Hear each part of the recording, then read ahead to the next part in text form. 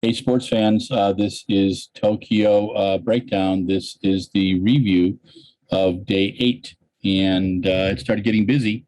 We were up in the events moved to Sapporo for the long events, starting with the 50K men's race walk. Quick editorial on it. This is the last time the race walk is going to be run in World Athletics and Olympic competition. They're moving to a 35K for men and women. I think it's a bit of horse shit, quite frankly, because there were women doing the 50K walk. A lot of it was TV didn't want to do it. And the IOC has this weird thing about adding events to bring in new people and to bring in young instead of working on the events they have to make them better, which, that it's sad. Because the 50K has been the longest event in on the Olympic schedule and one of the most arduous. It's not just walking, and it has a history, especially in the old Eastern Bloc and in the Commonwealth countries as well. So kind of sad, but we're going to pay it a little homage. Elliot Denman wrote a very nice piece on RunBlogRun regarding the men and women's 20Ks as well as the 50K. And he wrote a piece defending the 50K. Please check it out and send him a note. Tell him, Elliot, we love you, man. Okay? Anyway, here we go. 50K men's race walk was won by David Tamala from Poland, 3:50, 3 hours, 50 seconds, 3 hours, 50 minutes, and 8 seconds. Someday I'll figure this all out. The silver medal went to Jonathan Ilbert from Germany, 3 hours, 50 minutes, 44 seconds. And the the bronze medal went to Canada's Evan Dunphy.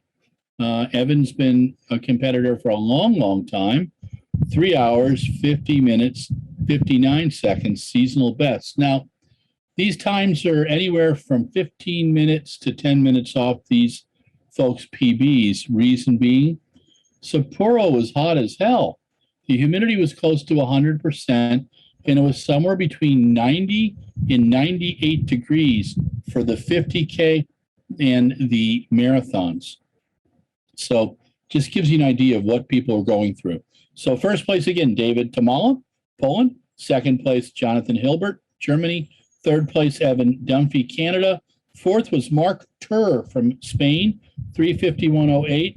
Fifth was Joao Vieira from Portugal, 3:51.28. And in sixth place, Masatoro Kawano, 3:51.56, a seasonal best.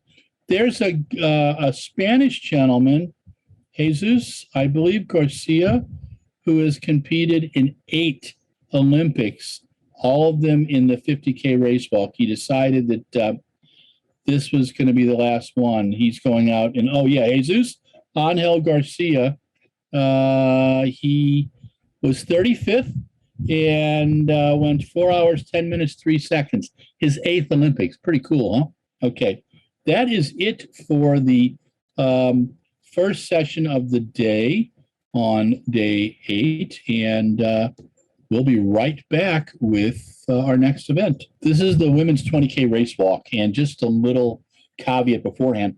On day 8, there were 3 sessions. There was the morning session where the 50K race walk was held. There was the afternoon session where the 20K race walk was held, again in Sapporo. And then there was the evening session held in Tokyo. In the women's 20K, Antonello Palmisano from Italy, 1:29.12. Italy gets another gold. They've been having a fantastic Olympics. It's just been incredible to me. Sandra Lorena Arenas from Colombia, 1:29.37. Central and South America has some pretty studly walkers. So again, congratulations to Sandra. And in third place, Hong Liu from China, 1:29.57. Fourth place was Maria Perez from Spain, 1:30.05. Fifth was Allegra Gonzalez from Mexico. Mexico's got a great race walking tradition, 1:30.33. And in sixth place, Jemima Montag from Austria, from Australia, 1:30:39. So that was the women's 20K race walk. Again, 12.4 miles, dealing with incredible heat. They did it in the afternoon. I don't know what people were thinking, but that's the way it was in that afternoon session. We're going to start off with the evening session now, and this is day 8, and it's the women's javelin throw. Javelin is one of the oldest events in the Olympic tradition. Javelin consists of 3 parts, and they modify javelins when people start throwing way too far. When they last modified the men's javelin, I guess it was in the 80s or early 90s, because guys were throwing like 318 feet, the length of a soccer pitch, and it was kind of getting a little scary. But the javelin was won by Xiying Liu, 66-34 from China.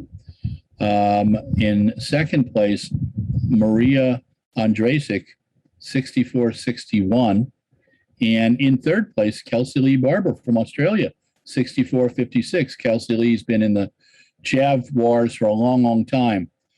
Fourth place was Eda Tuguz from Turkey, 64 meters even, a seasonal best. Fifth place was Hu Liu, who has won a few medals, 63-41 for fifth place. And in sixth place, Australia's Catherine Mitchell, 61-82. That's the women's javelin. Some of the big names did not move on, and that was kind of sad. Kristen Husong finished 9th. And we had her around for a long time, and a couple of the top Czech throwers did not even make the final, which was kind of sad. It's a changing of the guard there a bit, and we will now go on to our next event. Okay, we've got one of my favorite events coming up next, the men's 5,000 meters. In the men's 10, Joshua Cheptegei had taken the silver. Salomon Barrega had run him, and Jacob Kiplino had finished third. The Ugandans had tried everything in the 10 to beat Solomon, but it didn't happen.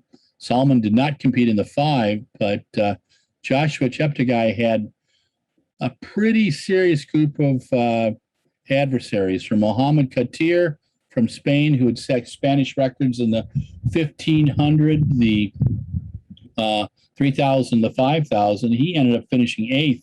Really didn't play a role in there. Grant Fisher, who had finished 5th in the men's 10, young American, all of 24, Stanford grad. He finished 9th, 13:08:40. 7th was Canada's Justin Knight, who had been tussling up there, and he ran 13:04:36. Garahu Balu from Bahrain, 13:03:20 in 6th place. Joshua Cheptegei's teammate, Jacob Kiplimo, 13:02:40. And then it got down to the serious players, which were Joshua Cheptegei, Mohammed Ahmed, Paul Chelimo, and Nicholas Kimeli. Joshua was going to make sure that he wasn't going to get beat. He got into the lead just before the bell lap, and he held on, and he did not let Mo get by him, or Paul Chelimo, or Nicholas Kimeli. Joshua Cheptegei winning in 12:58:15. Mo Ahmed from Canada, one of our favorites, a University of Wisconsin grad, great guy, and one of the funniest interviews after a medal. Doha 2019 is bronze in the 5. The man was just alight with F-bombs. It was pretty special. 12:58:61. And Mo doubled in the 5 and 10 as well and did quite well.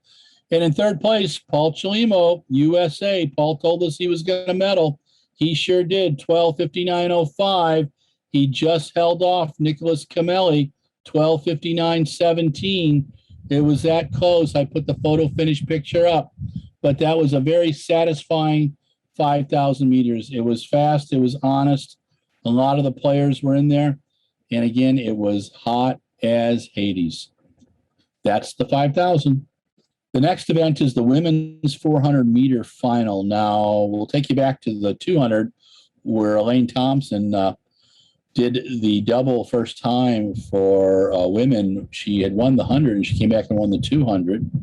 And Shawnee Miller-Weibo finished 8th place in the 200. Kind of surprised a few of us. Well, Shawnee was saving it for the 400. She got out strong and didn't stop, running 48:36, a national record and an area record, and she defended her gold medal from Rio. In second place, Marolady Paulino, Dominican Republic, 49:20 national record. She just looked tough. And in third place, getting her 11th Olympic medal, now right behind Pavo Nurmi, and ahead of Usain Bolt, Allison Felix, 49:46, a seasonal best. It's probably Allison's best race since 2015. And she just put it all together. And a great season for her. Very, very proud of her about the way she's run. In fourth place, Stephanie Ann McPherson, 49:61. In fifth place, Candice McLeod, 49:87. And in sixth place, Britain's Jody Williams, 49:97, equaling her personal best that she set in the semifinals. But it was a very satisfying race. It was a tough one. I felt bad for Kenera Hayes, 50:85 in seventh place. But she'd run some good rounds. She made the final. And that's what it's all about, doing the best that you can. And that's the women's 400. My next favorite event after the 5,000 for men was the women's 1,500, and it was a race. You had two balls of energy. Faith Kipyegon, who was the silver medalist in the 1,500 in Doha after having had a baby. Safan Hassan, who had won the 10,000 and the 1,500 in Doha. And in lovely Tokyo was doing the 5,000, which she already won gold, the 1,500, which she was in, and the 10,000, trying to see if she could do the crazy triple. And this is what Safan Hassan did. She took off right before the 400, hit it in 62.84, 800 and 207 flat, and hit the bell at 254.11. And what she did then was she kept leading. And Faith Kipyegon's on her shoulder, Laura Muir's right next to her, and Faith goes by first with less than 150 to go. And then Laura Muir goes by, and Safan Hassan is not giving up. Faith Kipyegon takes the gold in 3:53.11 and a new Olympic record. Laura Muir, 3:54.50, a national record, finally gets her global medal. She'd come oh so close, oh so many times. Safan Hassan gets her second medal of the Olympics with 3:55.86. In fourth place for Weni Gebrezizer from Ethiopia, 3:57.60. Fifth place was Gabrielle Debus Stanford, who had led early on, 3:58.93. And in sixth place, Lyndon Hall, Australia, 3:59.01, a personal best. It was a great 1,500, very satisfying. I'm not sure anybody could have beat Faith Kipyegon, and I'm not sure anybody could have stopped Laura Muir from medaling. Laura ran a wonderful race, and she was very smart in not doing the 800. She needed all of her energy for this race. And Safan Hassan continues to astound. 2 medals, and she has 1 to go. And that's the women's 1,500. A couple quick addendums. The last heats were on day 8 as well, and it was the men's 4x4. US won in 2:57.7, but everybody was under 3 minutes. It's just going to be a scorching 4x4, which will happen on the last day.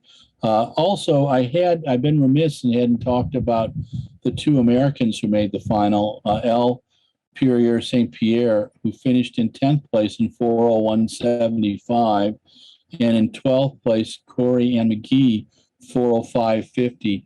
Both did quite well. Both made Olympic finals. And that's what it's all about. Women's 1500 was a scorcher. The women's 4x1, always a exciting event. And it's a battle between Jamaica, U.S., Great Britain, Switzerland, the Netherlands, and it lived up to the hype.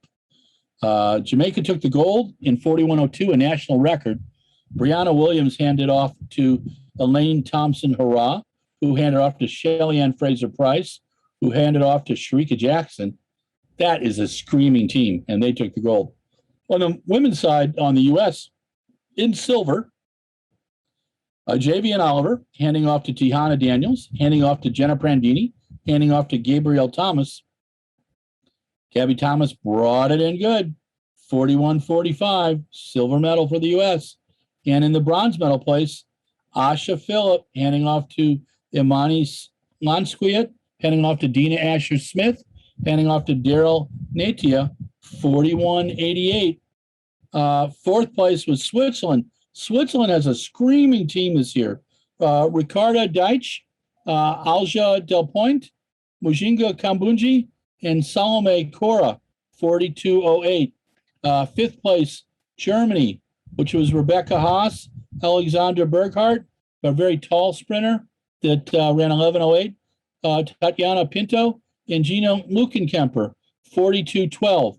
And in sixth place, People's Republic of China, 42.71, with Yao Zhanglang, Mangqi Ji, Gufen Wang, and Yang Li Wei. But that was the women's 4x1. Congratulations to our friends from Jamaica. And let's check out the men's 4x1.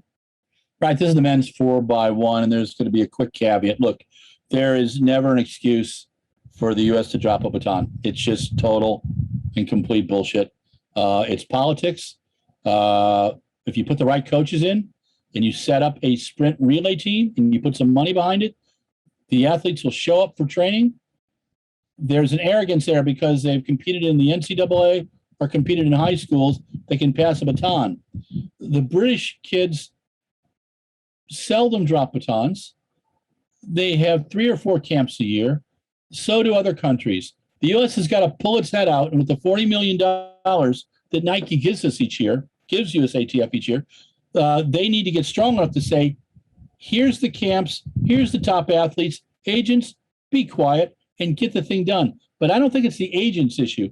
I think it's coaches, and I think it's ego. This is unacceptable. It's not the kids' fault that they're dropping batons if they're not able to practice, okay? And I'm tired of seeing really talented U.S. teams going in who should smoke the 4x1, getting their butts kicked because they drop a baton and have handoffs worse than a little high school in Arkansas, okay? And there's some really good high schools in Arkansas. So I'm just kind of throwing that out there too. All right, here's what happened in the men's 4x1. Italy, Lorenzo Pata handed off to Lamont Marcel Jacobs. You remember him. He won the 100. Asaso Faustine Desalu was the third leg. And Filippo Tortu, former national record holder in the 100, ran 37.50 for the national record. Great Britain, C.J. Uha, Zarnell Hughes, Richard Kilty, Nathaniel Mitchell-Blake, 37.51 seasonal best.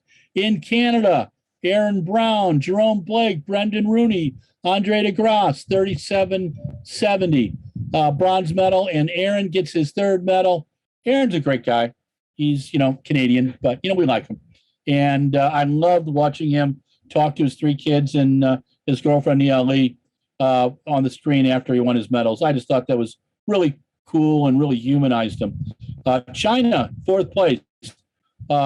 Yongqing Tang, Zheng Yizi, Bingtan Zhu, Zhijiang Wu, 37.79, equal their national record. 5th place, Jamaica. Man, how far we've fallen. Siobhan Minze, Julian Fort, Johan Blake, Oblique Seville, 37.84. And in 6th place, Germany, Julian Ross, Joshua Hartmann, Denise Almas, Lukas Anza Pepra, 38.12. Now, there's a little PPS while we're recording this. Athletes Integrity just announced today that an athlete, CJ Uja, is under investigation for taking 3 non-steroids, but 3 things that are on the list. There will be some type of discipline. If it happens, what I think is going to happen, Canada moves up into the silver and China moves up into the bronze. But we will keep you updated on that. This is the Tokyo breakdown, and that was the end of day 8.